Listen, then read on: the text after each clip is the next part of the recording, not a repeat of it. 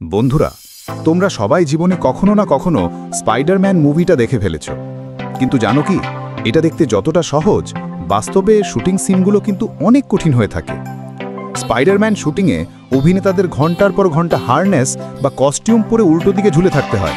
এতে শরীরে প্রচণ্ড ব্যথা হয়, আর অনেক সময় গায়ে দাগও পড়ে যায়। তাই আমরা যেটা পর্দায় দেখে আনন্দ পাই, বাস্তবে সেই শুটিং করতে হয় অনেক কষ্টের ভেতর দিয়ে। আজ আমি তোমাদের সাথে স্পাইডারম্যান মুভি সম্পর্কিত কিছু ইন্টারেস্টিং ফ্যাক্ট শেয়ার করব, তাই ভিডিওটা না টেনে সম্পূর্ণ ভিডিওটি দেখার অনুরোধ রইল। ফ্যাক্ট নাম্বার 1, টম হল্যান্ড যখন প্রথম অডিশন দিয়েছিলেন, তখন তাকে বলা হয়নি যে এটা স্পাইডারম্যানের জন্য। তিনি ভেবেছিলেন এটা একটা ছোটোখাটো কোনো মার্ভেল চরিত্রের জন্য হয়তো। ফ্যাক্ট নাম্বার 2, তার স্পাইডারম্যান স্যুটে কোনো জিপার ছিল না, তাই বাথরুমে যেতে হলে পুরো টিমকে স্যুট খুলে দিতে সাহায্য করতে হতো। এজন্য তিনি মজা করে বলেছিলেন, স্পাইডারম্যান হওয়া মানে বাথরুমের স্বাধীনতা হারানো। ফ্যাক্ট নাম্বার 3, স্পাইডারম্যান স্যুটটা এত টাইট ছিল যে শ্বাস নিতে কষ্ট হতো।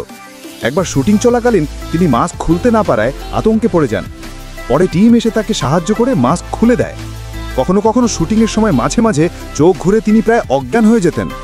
ফ্যাক্ট নাম্বার 4, টম হল্যান্ড শুটিংয়ের সময় প্রায়ই নিজের ডায়লগ ভুলে যেতেন, আর মজা করে বলতেন, আমার মনে হয় আয়রন ম্যান আমাকে সব সময় বাঁচাবে।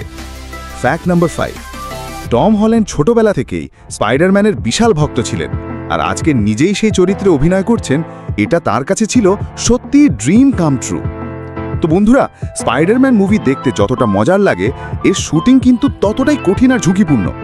তোমার কোন তথ্যটা সবচেয়ে মজার লেগেছে কমেন্টে অবশ্যই জানিও।